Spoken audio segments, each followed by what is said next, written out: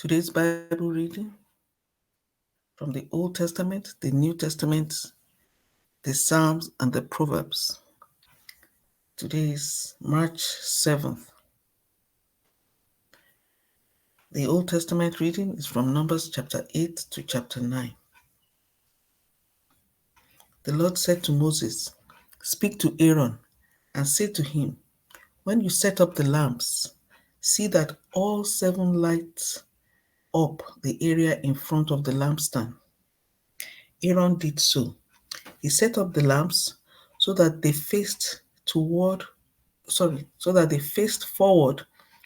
on the lampstand, just as the Lord commanded Moses.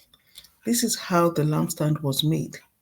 It was made of hammered gold from its base to its blossoms. The lampstand was made exactly like the pattern the Lord had shown Moses.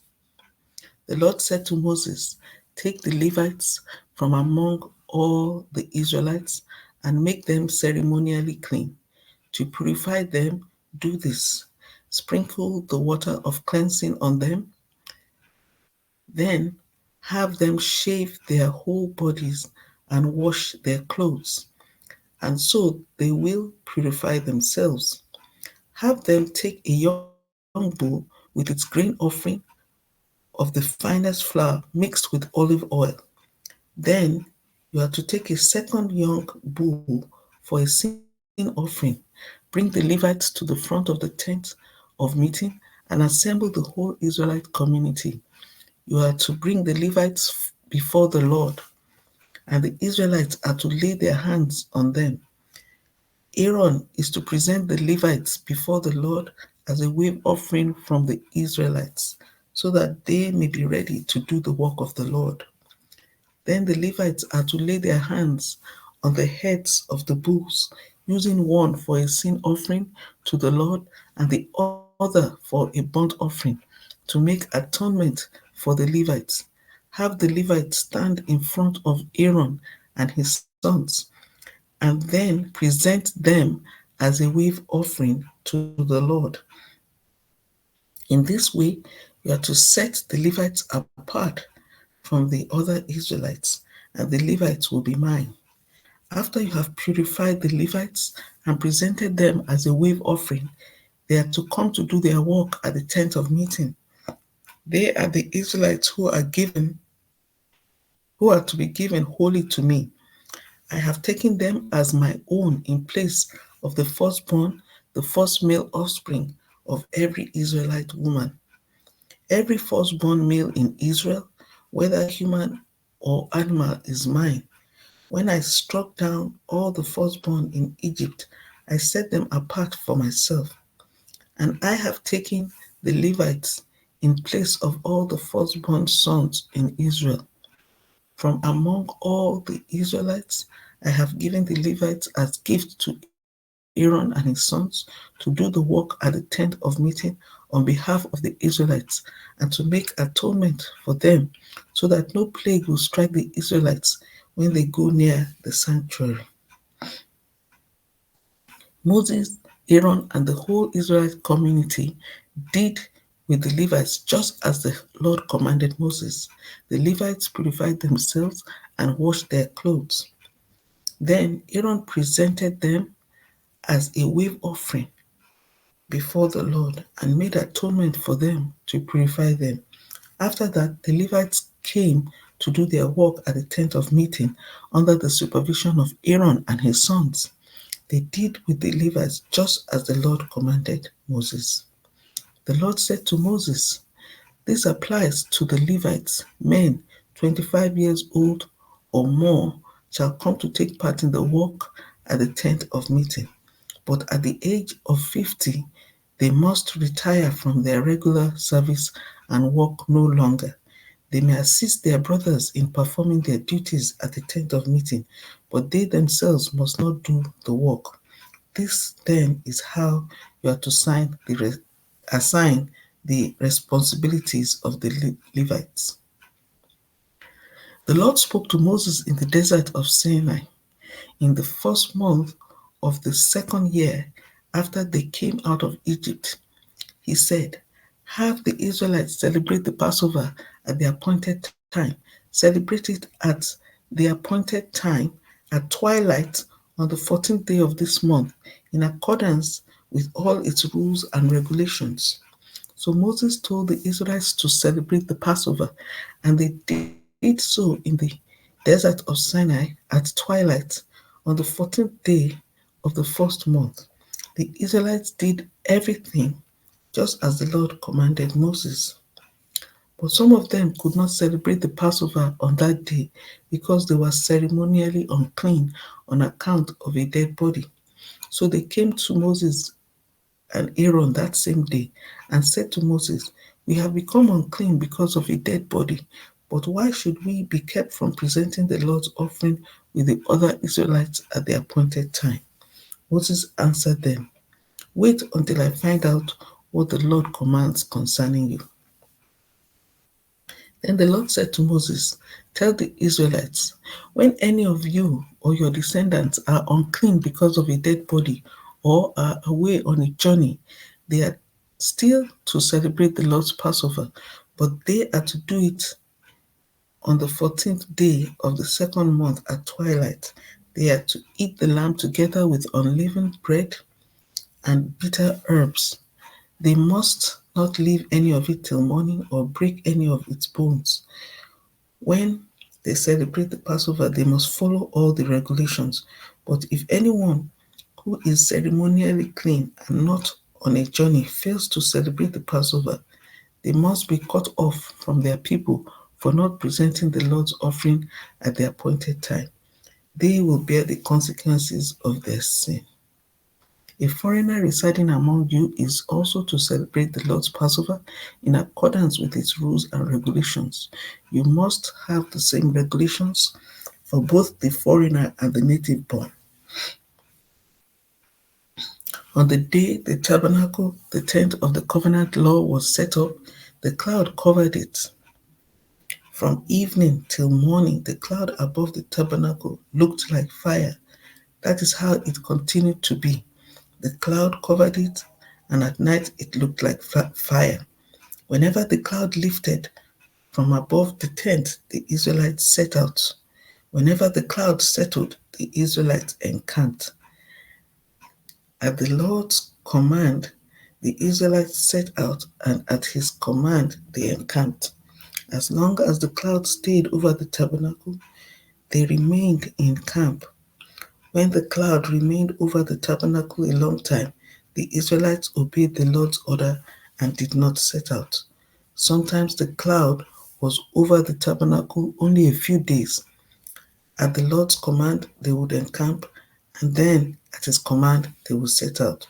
Sometimes the cloud stayed only from evening till morning, and when it lifted in the morning, they set out. Whether by day or by night, whenever the cloud lifted, they set out. Whether the cloud stayed over the tabernacle for 2 days, or a month, or a year, the Israelites would remain in camp and not set out. But when it lifted, they would set out. At the Lord's command, they encamped, and the Lord's command, and at the Lord's command, they set out. They obeyed the Lord's order in accordance with his command through Moses. So that's the reading of the Old Testament. The New Testament reading is from Mark chapter 13, verse 14 to 37. When you see the abomination that causes desolation standing where it does not belong, let the reader understand. Then let those who are in Judea flee to the mountains. Let no one on the housetop go down or enter the house to take anything out. Let no one in the field go back to get their cloak. How dreadful it will be in those days for pregnant women and nursing mothers. Pray that this will not take place in winter, because those will be days of distress unequaled from the beginning, when God created the world, until now, and never to be equaled again. If the Lord had not cut short those days, no one would survive. But for the sake of the elect, whom he has chosen, he has shortened them. At that time, If anyone says to you, look, here is the Messiah, or look, there he is, do not believe it. For false messiahs and false prophets will appear and perform signs and wonders to deceive, if possible, even the elect. So be on your guard. I have told you everything ahead of time. But in those days, following that distress, the sun will be darkened, and the moon will not give its light. The stars will fall from the sky, and the heavenly bodies will be shaken. At that time, people will see the Son of Man coming in clouds with great power and glory, and he will send his angels and gather his elect from the four winds, from the ends of the earth to the ends of the heavens. Now learn this lesson from the fig tree. As soon as its twigs get tender and its leaves come out, you know that summer is near. Even so, when you see these things happening, you know that it is near, right at the door. Truly I tell you, this generation will certainly not pass away until all these things have happened. Heaven and earth will pass away, but my words will never pass away. But about that day or hour, no one knows, not even the angels in heaven, nor the Son, but only the Father. Be on guard, be alert. You do not know when that time will come. It's like a man going away. He leaves his house and puts his servants in charge, each with their assigned task, and tells the one at the door to keep watch. Therefore, keep watch, because you do not know when the owner of the house will come back, whether in the evening or at midnight, or when the rooster crows or at dawn. If he comes suddenly, do not let him find you sleeping. What I say to you, I say to everyone, watch. So that's the New Testament reading. The reading from the Psalms, Psalm 50, a psalm of Asaph. The mighty one, God the Lord, speaks and summons the earth. From the rising of the sun to where it sets, from Zion, perfect in beauty, God shines forth. Our God comes and will not be silent. A fire devours before him, and around him a tempest rages.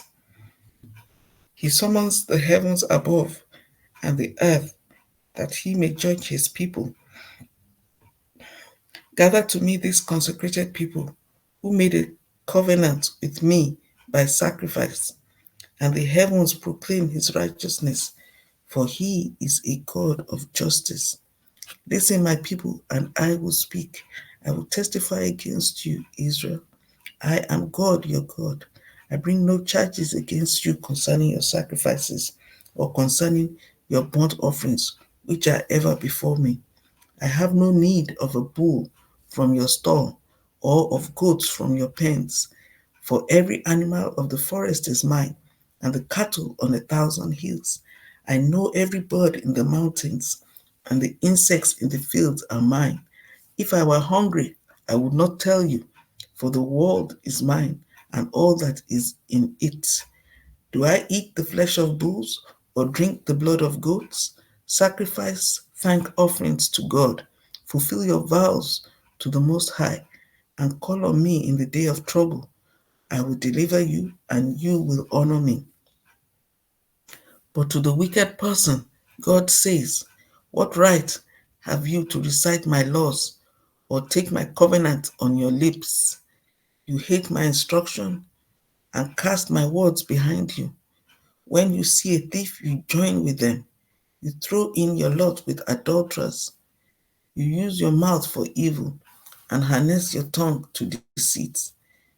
You sit and testify against your brother and slander your own mother's son. When you did these things and I kept silent, you thought I was exactly like you. But I now arraign you and set my accusations before you.